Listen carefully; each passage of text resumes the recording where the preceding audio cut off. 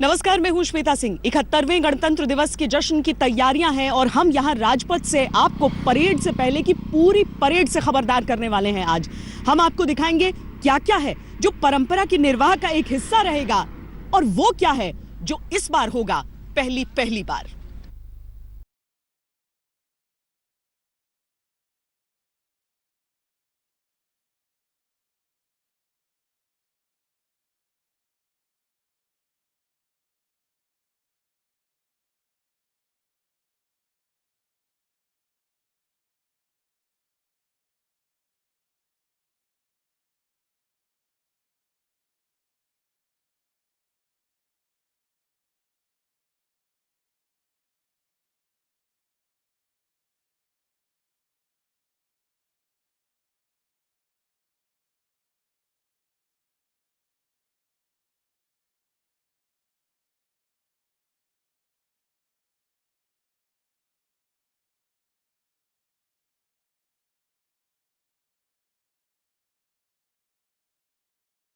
पहले आपको बताते हैं कि इस दफा पहली बार क्या क्या हो रहा है।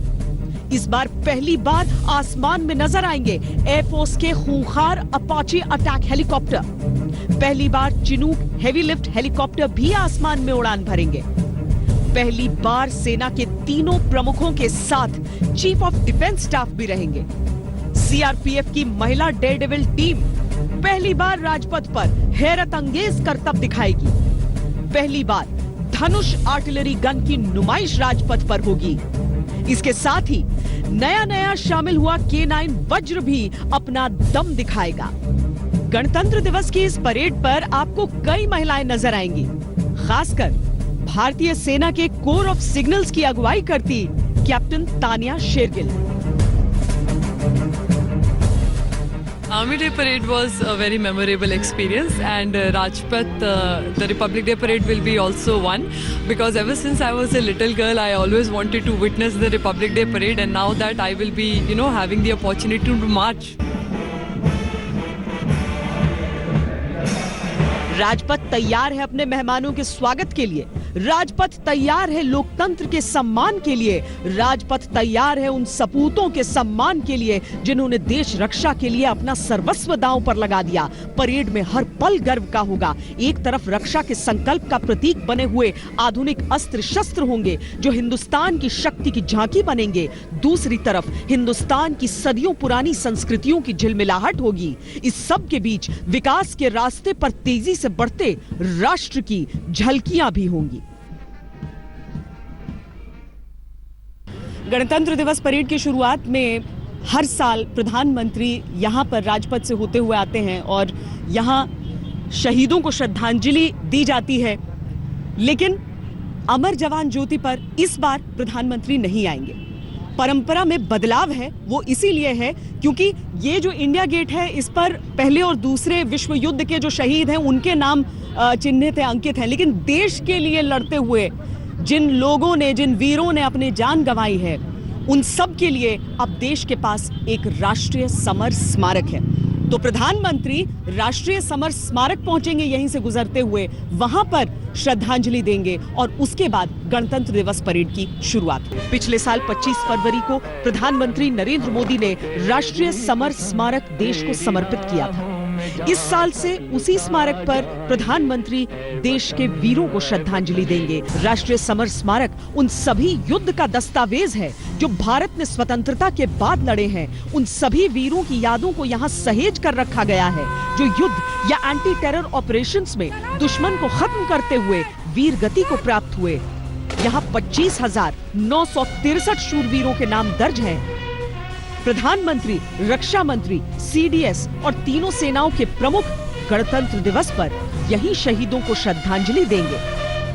यानी हर साल की तरह इंडिया गेट के अमर जवान ज्योति पर नहीं बल्कि राष्ट्रीय राजपथ से आज तक की ये खास पेशकश आप देख रहे हैं जिसमें हमें गर्व है ये बताते हुए कि जो पूरी महिलाओं की डेयरडेविल की टीम है, यानी महिलाओं का वो झुंड है सीआरपीएफ का, जो अपनी वीरता का प्रदर्शन, अपने शौर्य का प्रदर्शन इसी राजपथ पर करने वाला है।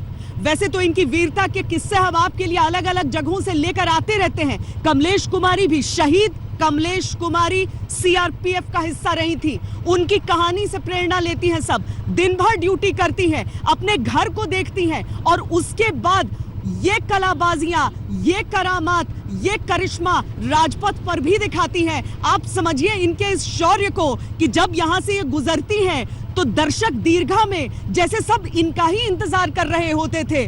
कुछ ऐसी ही तस्वीरें यहां पर आपको गणतंत्र दिवस के दिन दिखती हैं, लेकिन उससे पहले जो इनका अभ्यास है, जिसमें दिन रात ये लगे रहते हैं अपनी ड्यूटी को निभाते हुए। कोई जम्मू कश्मीर में अपनी ड्यूटी को निभाते हुए यहां पर आ रहा है, कोई दिल्ली और देश भर में जो विरोध प्रदर्शन चल रहे हैं उन्हें संभालते हुए यहां पर आ रहा है, और उसके साथ दिन रात अथक अभ्यास और उसी परिश्रम का पूरा निचोड़ नजर आता है यहां इस राजपथ पर।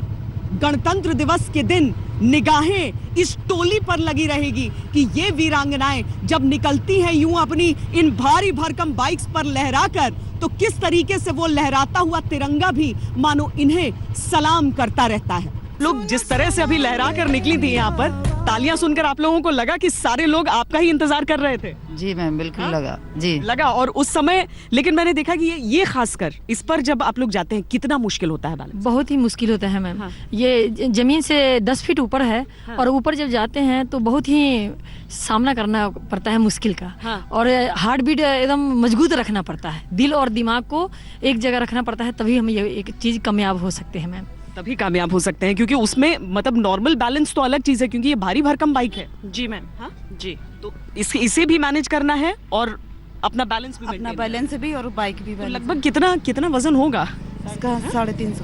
350 बताइए।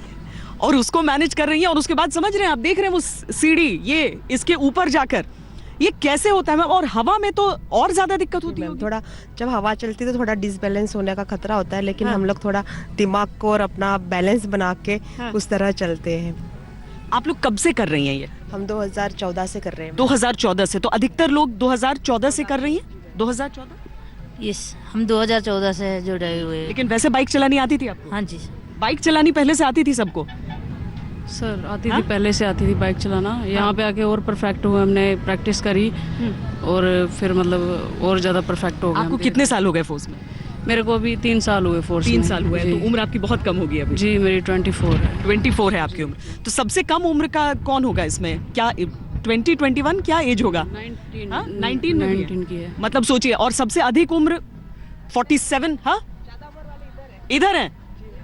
तो मतलब जो 19, 20, 21 साल से लेके मुझे बताया जा रहा है 45, 47 साल की भी उम्र के। हाँ, 47 ईयर। आपकी? Yes ma'am.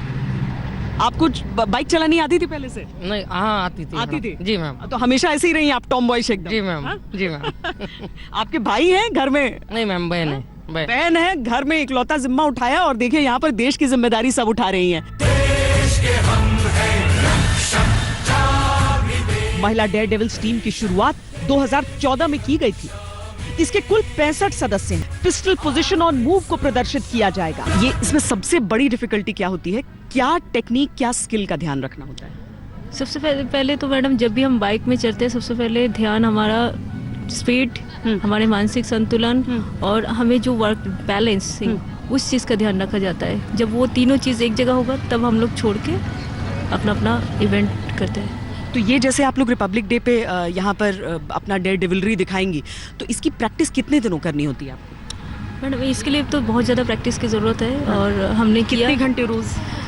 डेली अभी हम लोग मॉर्निंग में 6 o'clock आ जाते हैं और फुल डे रिहर्सल चलते हैं, इसका प्रैक्टिस चलते हैं। अच्छा जी। अच्छा, क्योंकि ऐसा नहीं है कि आप लोगों को बाकी ड्यूटी नहीं करनी होती है, बाकी ड्यूटीज भी तो हैं आपकी। बाकी अभी दिल्ली में देखा होगा आपने, सीए और तो बाकी और इलेक्शन भी है दिल्ली में। तो टोटल सभी लोग अभी अपना अपना जनरल ड्यूटी करते हुए निकलते हुए आए अभी। तो ये विरोध प्रदर्शन वाली ड्यूटी भी आप लोग कर रही हैं? हाँ, और उसके साथ आप लोगों को ये प्रैक्टिस करके आप उसके बाद हम देख रहे हैं आप लोगों का ये कमाल। जी मैम। मतलब कमलेश कुमारी जो कि शहीद कमलेश कुमारी हैं, कितना इंस्पायर करती हैं आप लोगों को? क्या उनको देखकर लगता है? मैम उन्हीं वो जो पार्लियामेंट में कमलेश कुमारी हमारी जो शहीद हुई थी, वो ड्यूटी के दौरान ही हुई थी, लेकिन वो इसी कारण हो गई थी कि वो बाहर से अटैक होने के कारण हुआ था।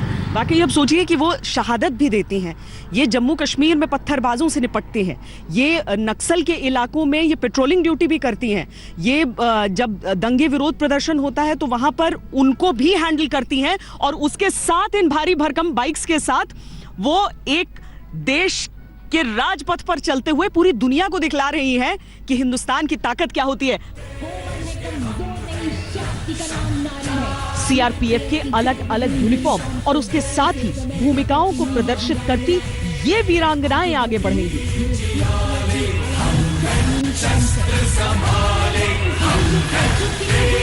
और यहाँ पर देखिए अलग अलग फॉर्मेशंस हैं, तो यहाँ पर सीआरपीएफ के जो 4 यूनिफॉर्म हैं उन्हें आप लोग रिप्रेजेंट कर रहे हैं यहाँ पर। जी मैडम, एकता मार्च है। हम जो सीआरपी की वर्दियाँ है उनको दिखाते हैं कि ये हमारी सीआरपी की वर्दियाँ है और ये हमारा इवेंट चलता है एकता मार्च। चाहे वो रैपिड एक्शन फोर्स हो या बाकी वर्दियाँ हो, अलग अलग हो, हाँ, वीआईपी सिक्योरिटी हो, हाँ, ये सारी वर्दियाँ दिखा देते हैं, कॉम्पैक्ट हो, सारी वर्दियाँ दिखा देते। इन महिला रक्षकों की चौकस भूमिका को प्रदर्शित करते ये फॉर्मेशन भी अद्भुत है। 4 बाइकर्स का ये राइफल पोजीशन हो या फिर ऑल राउंड डिफेंस दिखाती ये 6। यहाँ पर जब ये बाइक संभालते हुए आगे चलेंगी तो उसके साथ ही आप देख रहे हैं कि किस तरीके से निशाना साधे हुए भी खड़ी हैं। बड़ा डिफिकल्ट लग रहा था उस समय आपको देखकर? यस मैम, बहुत डिफिकल्ट होता है क्योंकि इसमें दोनों हाथ में पिस्टल रहता है, तो उसमें हैंडल भी मैं छोड़ देती हूँ, तो उसमें एक बार माउंट हो जाती हूँ, फिर चलती हूँ, फिर उसके बाद हैंडल से कोई लेना देना नहीं रहता, कंटिन्यू चलते रहना मैम। हैंडल आपकी बात ऐसे ही समझ लेगा, बस दिमाग से कनेक्शन रहता है उसमें। मैम। तो ये कुल मिलाकर जिस तरह का आप देख रहे हैं यहाँ पर अलग अलग उम्र, मतलब 19 से लेकर 47 साल तक की उम्र, और सबके मन में और चेहरों पर वो आत्मविश्वास, लेकिन देख लीजिए जो आपको उस बाइक पर भी नजर आ रहा था, यहाँ पर जब तेज हवाएं चल रही थी लेकिन लोगों की तालियां थी, वो एक देश की जिम्मेदारी भी हो जाती है। जो छोटे बच्चे आते हैं उनके चेहरों पर मुस्कान रहनी चाहिए, उनके चेहरे पर गर्व होना चाहिए कि ये हिंदुस्तान की वीरांगना। सीआरपीएफ के इस फ्लैग मार्च में 7 महिलाएं संतुलन का बेमिसाल नमूना पेश करेंगी। 2 बाइक के बीच एक पतली सी बीम पर बैलेंस का हैरत अंगेज प्रदर्शन देखकर आप दांतों तले उंगलियां दबा लेंगे। तो चलती हुई बाइक पर सीढ़ी की सवारी देखकर आपके रोंगटे खड़े हो। 21 महिला डेयरडेविल्स जब देश के हम हैं रक्षक की धुन पर आगे बढ़ेंगी तो गर्व और रोमांच का अभूतपूर्व पल होगा। राष्ट्रपति भवन से जब राष्ट्रपति का काफिला निकलता है और उनके रोबीले घुड़सवार अंगरक्षक उनके साथ साथ होते हैं, अलग ही समा होता है वो। इस बार उनके साथ ब्राजील के राष्ट्रपति एक खास मेहमान के तौर पर यहाँ राजपथ पर आएंगे। उनके सामने राजपथ पर यह शक्ति प्रदर्शन होगा हिंदुस्तान का। जब भी किसी विदेशी मेहमान को बुलाया जाता है तो उसकी एक खास वजह होती है।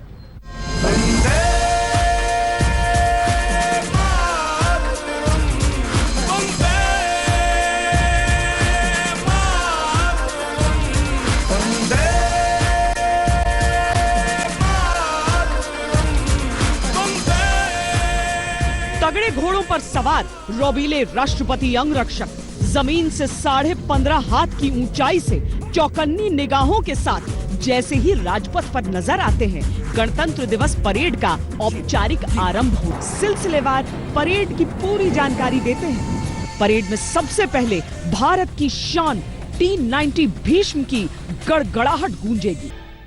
T-90 भीष्म, जिसे भारत का ब्रह्मास्त्र कहा जाता है, भीष्म प्रतिज्ञा की तरह अडिग है। ये आप K9 वज्र देख रहे हैं जो अभी अभी भारत के पास आया है। कुल मिलाकर ऐसा समझिए कि भारतीय सेना की पूरी ताकत की नुमाइश हम यहाँ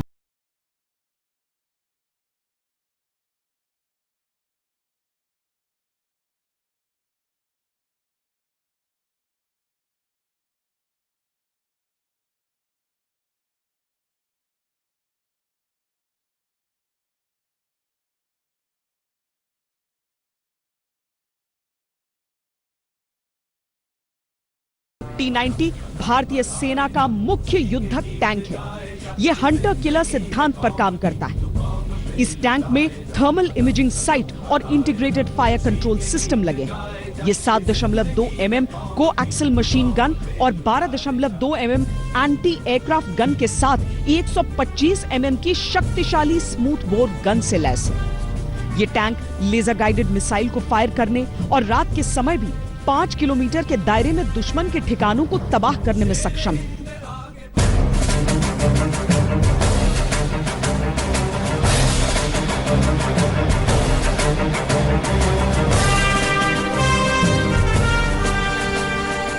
ये BMP सारथ है। ये लड़ाकू वाहन रात के समय युद्ध की क्षमता रखता है। ये 30 mm ऑटोमेटिक गन और 7.62 mm पिकेट मशीन गन और अचूक कॉनकोर्स मिसाइल से लैस है। अपग्रेड के बाद ये रात के समय में भी 4 किलोमीटर दूर तक के निशाने पर शत्रु के ठिकानों को तबाह कर सकता है।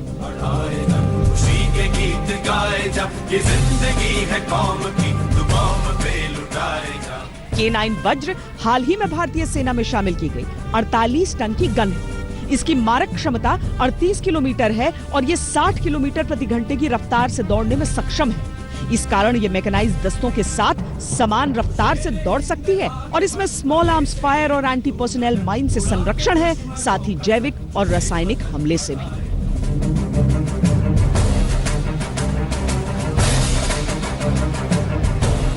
धनुष आर्टिलरी गन पहली बार रिपब्लिक डे परेड का हिस्सा बनेगा। स्वदेशी धनुष तेज, भरोसेमंद और जरूरत के हिसाब से ढलने वाला हथियार है। निशाना साधने की इसकी क्षमता, जगह बदलने की इसकी रफ्तार बेमिसाल है। भारत में बनने वाला ये पहला लॉन्ग रेंज आर्टिलरी गन है। कहने वाले इसे स्वदेशी बोफोर्स कहते हैं, पर ये 2 मिनट के भीतर अपने टारगेट को एंगेज कर सकता है और 35 किलोमीटर दूर तक निशाना साध सकता है।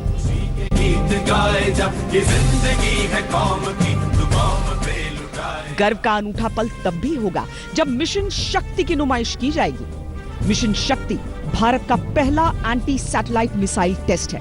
इसे लॉन्च करने के साथ ही पिछले साल भारत A-SAT से सज्जित अमेरिका, चीन और रूस जैसे देशों की श्रेणी में शामिल हो गया। हालांकि इस टेस्ट को लेकर बहस भी खूब छिड़ी थी, लेकिन साथ ही भारत का खामोश डर दुश्मनों के मन में समा गया था। भले ही हथियारों की नुमाइश हो राजपथ पर, लेकिन जो सबसे ज्यादा दिलों को खुश करने वाले होते हैं वो होते हैं हमारे मार्चिंग दस्ते, जो अलग अलग जो सेना के होते हैं, पैरामिलिट्री के होते हैं। दिल्ली पुलिस के भी जवान यहाँ पर मार्चिंग दस्ते में शामिल होते हैं। उसमें जो सबसे अनूठा रहेगा वो रहेंगे हमारे पैरा कमांडोज, क्योंकि वो डबल मार्च करते हैं। वो आम तौर पर जिस तरीके से मार्चिंग होती है उससे थोड़ा सा अलग, लगभग दौड़ते हुए से आगे बढ़ते हैं और वो एक ऐसा जोशीला समय होता है जो आप देखकर ही समझ सकते हैं।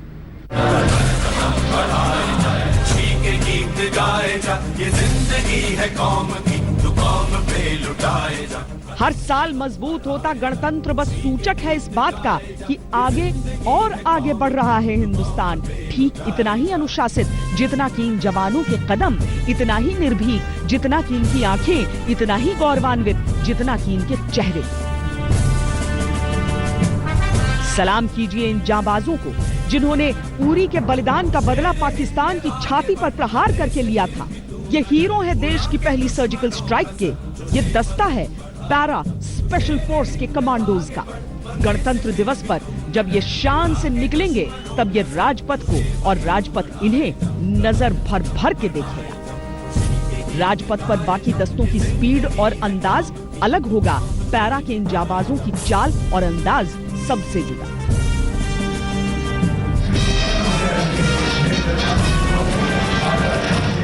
इनके पीछे आएंगे तो ग्रेनेडियर्स। ग्रेनेडियर्स वो रेजिमेंट है जिससे 3 परमवीर चक्र विजेता है।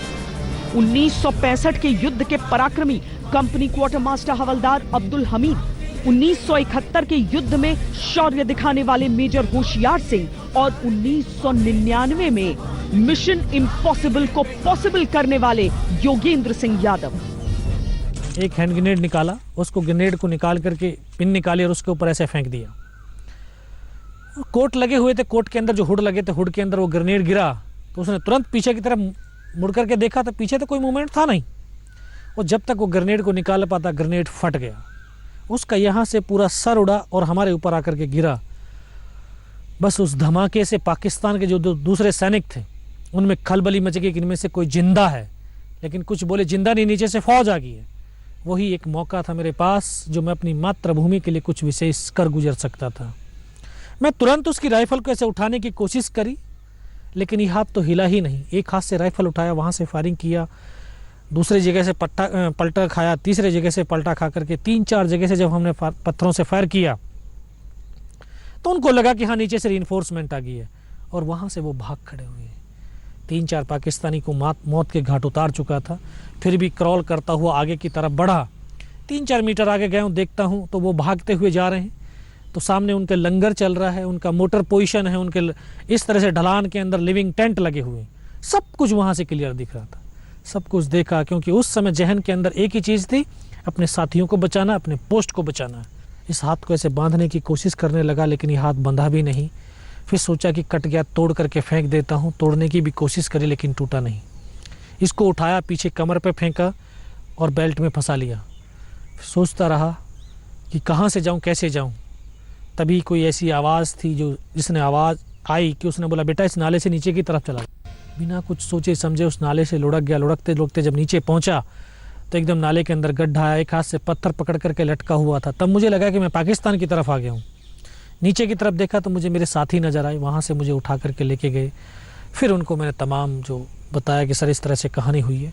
उन्होंने CO को बताया, जो commanding officer colonel Kushal Chand Thakur. उन्होंने बोला इस लड़के को जल्दी जल्दी मेरे पास पहुँचाओ। तो CO के पास मैं पहुँचा तो शाम हो चुकी थी और मुझे भी दिखाई देना बिल्कुल बंद हो गया था। उन्होंने बोला, बेटा पहचानता? मैं कहा, साहब सिर्फ आवाज़ सुनाई दे रही लेकिन दिखाई कुछ नहीं दे रहा। बोला, मैं तेरा commanding officer colonel Kushal Chand Thakur. मगर जय हिंद साहब, बहुत तेज़ सर्दी लग रही है। तो उन्होंने टेंट में लिटाया, 3-4 स्टोव जलवाए, थोड़ा सा पानी पिलाया तो होश आया। उन्होंने बोला, बेटा कुछ तब ऊपर का तमाम घटनाक्रम बताया कि सर ये कहानी हुई और ये होने वाली है। बोला, जवान की रिक्वायरमेंट साहब, जवान की रिक्वायरमेंट फील्ड पट्टी और अम्यूनिशन की है, खाने के लिए नहीं चाहिए। साथियों 72 घंटे से भी ज़्यादा का समय हो गया था। 2 आदमियों ने सिर्फ आधा बिस्कुट का पैकेट खाया था, आधा तो बैलेंस ही था। ये सब कुछ बताने के बाद फिर डॉक्टर साहब ने कौन सा इंजेक्शन लगाया, फिर मुझे पता नहीं मैं कहाँ पर हूँ। सूबेदार मेजर योगेंद्र सिंह यादव आज भी हर साल गणतंत्र दिवस परेड का हिस्सा होते हैं, जब भारत के जीवित परमवीर और अशोक चक्र विजेता परेड में शिरकत करते हैं। ग्रेनेडियर्स के बाद केसरिया पगड़ी में सजे, सिख परंपरा को पहनावे से लेकर आचरण में संजोए सिख लाइट इन्फेंट्री के जवान आएंगे। इनके बाद आएंगे कुमाऊं रेजिमेंट के वीर। इस रेजिमेंट ने हिंदुस्तान को मेजर सोमनाथ शर्मा के रूप में पहला परमवीर दिया, रिजांगला की लड़ाई जैसी प्रेरणादायक गाथा दी। इस रेजिमेंट को हिंदुस्तान का सबसे पुरस्कृत रेजिमेंट होने का गौरव प्राप्त है। इन्हें मैन ईटर्स ऑफ कुमाऊं भी कहा जाता है। इसी क्रम में सेना के कोर ऑफ सिग्नल्स की परेड एडजुटेंट के तौर पर कैप्टन तानिया शेरगिल आगे बढ़ेंगी। कैप्टन तानिया अपने परिवार की चौथी पीढ़ी है जो सेना के जरिए देश की सेवा कर रहा है। गणतंत्र दिवस परेड में अगर आज के योद्धा हैं तो वो वेटरन्स भी हैं जिन्होंने अपना पूरा जीवन देश सेवा में झोंक दिया। ये सेवा निवृत्त जरूर है, पर मानो आज भी देश की एक पुकार पर अपना सर्वस्व देने को तत्पर। मार्चिंग दस्ते जल सीमाओं के प्रहरी कोस्ट गार्ड के भी रहेंगे, आंतरिक सुरक्षा के जिम्मेवार CRPF के भी।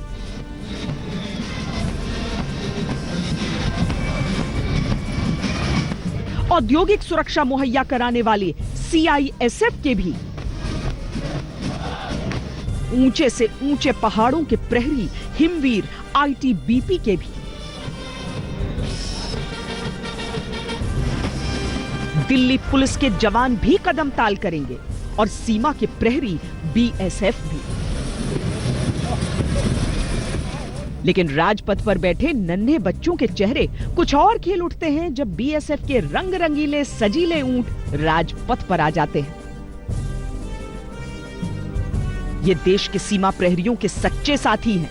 इस दस्ते में शामिल सभी जवान 6 फीट से ऊंचे होते हैं और सबकी मूंछों की बनावट एक तरह की होती है। आपको जानकर हैरानी होगी कि ऊंटों और BSF के जवानों के पास अलग अलग समारोह के लिए 75 से अधिक तरह की पोशाकें होती हैं। और भी अद्भुत होता है ऊंट सवार बैंड। ये पूरी दुनिया में अपनी तरह का एकमात्र दस्ता है।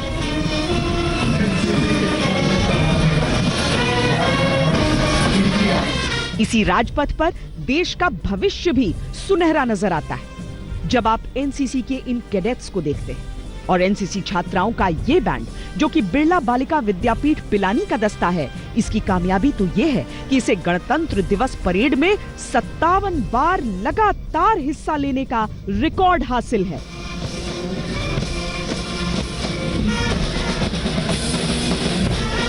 राजपथ पर गणतंत्र दिवस परेड पर नौसेना का ब्रास बैंड और मार्चिंग दस्ता होगा तो लहरों पर ताकत दिखाती नौसेना की झांकी भी होगी।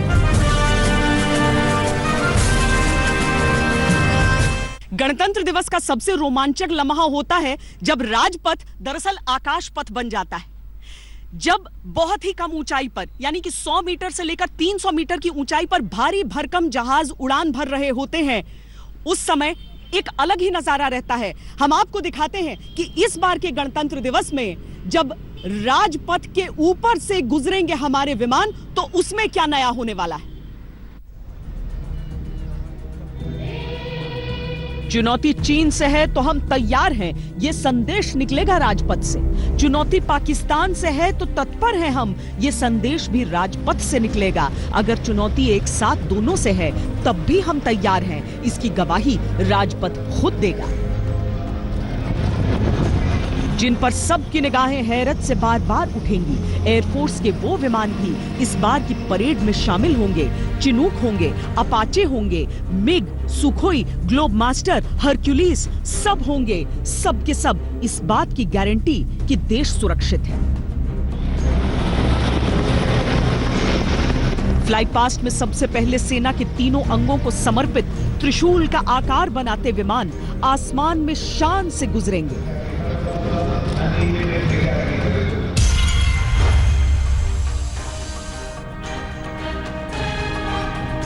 राजपथ के आकाश पथ पर 3 Chinook heavy lift helicopter vic formation में गुजरेंगे। यह पहला मौका है कि चिनूक गणतंत्र दिवस फ्लाई पास्ट का हिस्सा बना है। 2015 में ही भारत सरकार ने बोइंग कंपनी से 15 चिनूक हेलीकॉप्टर्स को खरीदने का करार किया था। युद्ध में इनकी उपयोगिता इस बात से समझिए कि 2 पहाड़ियों के बीच भी बहुत आराम से ये निकलते हैं, और इनकी शक्ति इस बात से समझिए कि ये 12 से 15 टन का वजन लेकर उड़ान भर सकते हैं। सेना का सामान हो या ट्रूप्स को कहीं पहुंचाना हो, ये हर चीज में सक्षम है।